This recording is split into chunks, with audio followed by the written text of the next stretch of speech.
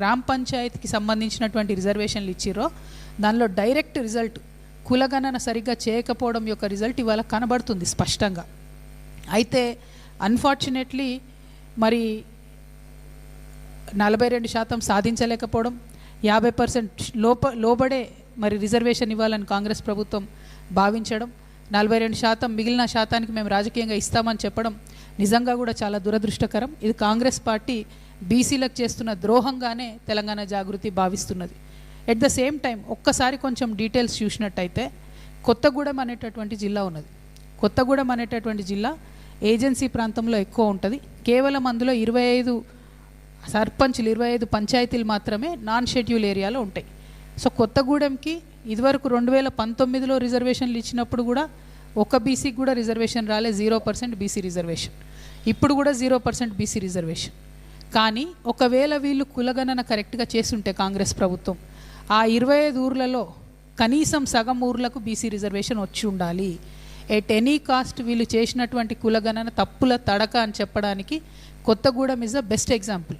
మేము ఆ రోజు నుండి ఈ రోజు వరకు కేవలం తెలంగాణ జాగృతిగా డిమాండ్ చేస్తుంది. నేను మళ్ళీ డిమాండ్ చేస్తున్నా, మీరు గ్రామ పంచాయత్ వారీగా జనాభా లెక్కలు బయట పెట్టండి. ఏ ఊర్లో ఎంతమంది బీసీలు ఉన్నారు, ఎంతమంది ఓసీలు ఉన్నారు, ఎంతమంది ఎస్సీలు ఉన్నారు, ఎంతమంది ఎస్టీలు ఉన్నారు బయట పెట్టండి. అప్పుడు ఆ ఊర్లో ఎక్కువ మంది బీసీలు ఉంటే బీసీలకి ఇవ్వండి, లేకపోతే లేదు. మీరు ఒక్కొక్క జిల్లా వారీగా మేము స్టడీ చేస్తున్నాం నిన్నటి నుండి డేటాను. కొత్తగూడెం జిల్లాలో 0% 2019లో వచ్చింది, ఇప్పుడు కూడా వచ్చింది. కానీ ఏదైతే 25 గ్రామాలు ఉన్నాయో మీరు కనుక కులగన్న కరెక్ట్ చేసి ఉంటే సగం బీసీలు వచ్చి ఉండాలి. కానీ ఇంతవరకు రాలేదు. అంటే అర్థమైంది మేము ఏదైతే అప్పుడు తప్పని చెప్పినామో అది ఇవాళ ప్రూవ్ అవుతుంది. At the same time Mahabubabad జిల్లా అంతకుముందు 22 బీసీ రిజర్వేషన్లు వచ్చినాయి. అంటే అప్పుడు ఉన్నటువంటి అంతకుముందు గ్రామ పంచాయతీలు పెరగలేదు ఎస్టీలే కాబట్టి 22 అంటే 9% రిజర్వేషన్ అప్పుడు ఇచ్చిరు. ఇప్పుడు ఏం చేసింది కాంగ్రెస్ ప్రభుత్వం? పెరిగినటువంటి గ్రామ పంచాయతీల తర్వాత 19 గ్రామ పంచాయతీలు మహబూబాబాద్లో బీసీలకు రిజర్వేషన్ వచ్చింది. అంటే 9% ఉన్నది 4% పడిపోయింది, 4%కి పడిపోయింది. మేము ఏదైతే మీరు బీసీల సంఖ్య తగ్గించి చూపించని చెప్పినో దానికి మీకు మహబూబాబాద్ జిల్లా ఉదాహరణ కనబడుతున్నది. మీరు కులగన్న తప్పు చేసిండ్రు, బీసీల సంఖ్య తగ్గించిండ్రు కాబట్టి ఇవాళ జిల్లాల వారీగా అప్పుడున్న మహబూబాబాదే ఇప్పుడున్నది. అప్పుడున్న నాన్ షెడ్యూల్డ్ జీపీసే నేను మాట్లాడుతున్నా, కొత్త ఏం మాట్లాడతలేను. మరి అప్పుడు 22 జీపీలకు వస్తుంది ఎట్లా, ఇప్పుడు 19 జీపీలకు వస్తుంది ఎట్లా? అప్పుడు 9% రిజర్వేషన్ ఎట్లా వస్తుంది మహబూబాబాద్లో బీసీలకు, ఇప్పుడు 4%కి ఎట్లా పడిపోతుంది? ఏదైతే మీరు 5-6% బీసీ జనాభా తగ్గించిరని మేము చెప్పినామో దానికి ప్రూఫ్ ఇవ్వాల. మహబూబాబాదు ములుగు 2 డైరెక్ట్గా ప్రూఫ్. ఆ తర్వాత ఆదిలాబాద్ ఇదివరకు 205 గ్రామాలకు 5 నాన్ షెడ్యూల్డ్ ఏరియాస్ ఉంటే 2019లో ఇచ్చినప్పుడు 47 గ్రామాలకు బీసీ రిజర్వేషన్ వచ్చింది. ఇప్పుడు గ్రామ పంచాయతీలు పెరిగిన తర్వాత 23 గ్రామాలకు బీసీ రిజర్వేషన్ వచ్చింది. అంటే డ్రాస్టిక్గా ఒక 20 గ్రామాలను తగ్గించారంటే సగానికి సగం మీరు పాపులేషను అక్కడ తప్పుదోవ పట్టిస్తూ ఉన్నారు. మరి అదేవిధంగా ఆసిఫాబాద్లో కూడా ఇదివరకు 2019లో 33 గ్రామాలకు బీసీ రిజర్వేషన్ వస్తే ఇప్పుడు కేవలం 20 గ్రామాలకు బీసీ రిజర్వేషన్ వచ్చింది.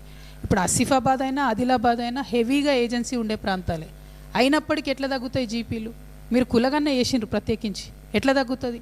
సో మేము ఆనాడు ఏదేదైతే ఆరోపణలు చేసినామో అవన్నీ నిజమని నిరూపించే విధంగా ఇవాళ మీరు ఇచ్చినటువంటి డేటా ఉంది. కాబట్టి నేను మళ్ళీ డిమాండ్ చేస్తూ ఉన్నా, మీరు చేస్తున్న పద్ధతి సరైనది కాదు. ఇప్పుడు ఏదైతే మీరు రిజర్వేషన్ ఇచ్చిండ్రో మొత్తం గ్రామ పంచాయతీలు 12,735 గ్రామ పంచాయతీలకు ఎన్నికలు ఉంటే అందులో ఏజెన్సీ గ్రామ పంచాయతీలు పక్కన పెడితే 10,223 గ్రామ పంచాయతీలలో కేవలం మీరు 2,176 అంటే 21% మాత్రమే బీసీలకు రిజర్వేషన్ మీరు ఇవ్వడం జరిగింది. 12,000తో లెక్క కడితే 17%లా కనబడుతుంది. కానీ వాస్తవంగా ఏజెన్సీ ఉన్న ప్రాంతాలను మనం ప్రస్తుతం డిస్టర్బ్ చేయలేం కాబట్టి 10,223కు లెక్క కడితే 21.29% మాత్రమే ఇప్పుడు కాంగ్రెస్ ప్రభుత్వం ఇచ్చిన బీసీ రిజర్వేషన్. యాక్చువల్గా రావాల్సింది దీనికి డబుల్.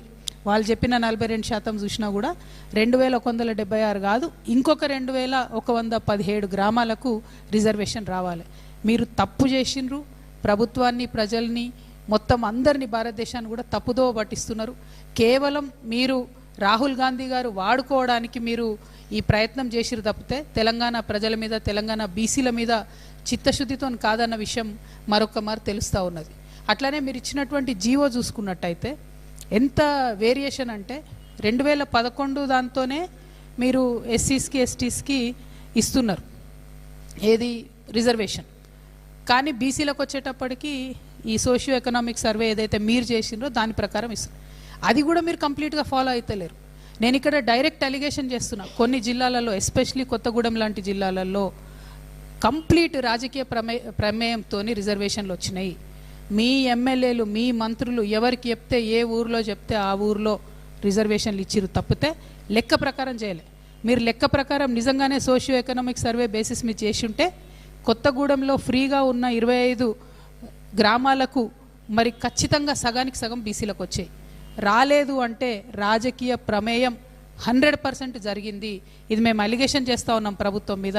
చాలా చోట్ల జిల్లా కలెక్టర్లు చెప్పినరు, మంత్రి గారు ఎవరికి చెప్తే ఆ ఊరు ఆ రిజర్వేషన్ ఉండాలి తప్పితే కాన్స్టిట్యూషన్ జాంతానయ్య అని కాంగ్రెస్ అన్న విషయాన్ని చెప్తున్నారు. I'm asking mister Rahul Gandhiji, will the reservation B according to your ministers wish and will? Will the reservation be according to your chief minister's wish and will, or will the reservation be according to the constitutional guidelines? Dear Rahul Gandhi ji, please answer people of Telangana. You are using Telangana data across India to campaign and to say that Congress party is a champion of OBC reservation. This is not correct. You have not taken X-ray of Telangana. You have completely ruined our anatomy. You have completely ruined the fabric of Telangana. This is not correct. ఇవాళ నేను కోరేది ఒకటే, ఒకవేళ నిజంగా Congress party చిత్తశుద్ధి ఉంటే చాలా places ఉన్నాయి. ఇప్పుడు మందమరి మున్సిపాలిటీ ఉంది, అసలు ఎలక్షనే అవుతలేదు అక్కడ, ఎన్నో ఏళ్ళు అయిపోయింది. ఇప్పుడు ఇవాళ మేము లాస్ట్ టైం ప్రెస్ మీట్ పెట్టినప్పుడు చెప్పింది, నాగర్ కర్నూలులో ఒక 5 గ్రామాలు ఉన్నాయి. 5 గ్రామాల్లో నాగర్ కర్నూలు జిల్లాల్లో ఒక్క ఎస్టీ కుటుంబం లేదు. అయినా 5కి ఎస్టీ రిజర్వేషన్ ఇచ్చారు. మేము అప్పుడే ప్రెస్ మీట్ పెట్టి చెప్పినాం, ఇది కరెక్ట్ కాదు, ఇది సరి చేసుకోండి ఆఫీసర్లని. మళ్ళా సేమ్ అదే తప్పు ఇప్పుడు రిపీట్ అయింది. ఈ 5 గ్రామాలకు ఇప్పుడు ఎలక్షన్లు కూడా అవుతలేవు. అంటే ఎంత లాపర్వా మీకు, ఎంత లెక్కలేనితనం ప్రజలంటే. బీసీలను ఇట్లా మభ్యపెట్టాలని చూడడం కరెక్ట్ కాదు. ఇటువంటి బీసీ ద్రోహి పార్టీకి తెలంగాణలో స్థానం లేదు. నేను తెలంగాణ బీసీ బిడ్డలకు పిలుపునిస్తూ ఉన్నా, ఎక్కడికక్కడ కాంగ్రెస్ గద్దెలను కూలగొట్టేసేయండి. మనకు అవసరం లేదు ఈ పార్టీ, బీసీలకు ద్రోహం చేసేటటువంటి పార్టీ. ఇంకా ఈ అందానికి ముఖ్యమంత్రి గారు డిసెంబర్ 2వ తారీఖు ఏ కొత్తగూడెంలో అయితే మీరు కంప్లీట్గా బీసీలను అవమానపరిచినరో, ఏ కొత్తగూడెంలో అయితే మీరు ఇవ్వగలిగి ఉండి కూడా ఇవ్వకుండా 0% బీసీ రిజర్వేషన్ చేసిరో, మీరు ఇంక అక్కడికే పోయి ప్రచారం స్టార్ట్ చేస్తూ అంటారు. ఏమని ప్రచారం చేసుకుంటారు? బీసీలను మోసం చేసి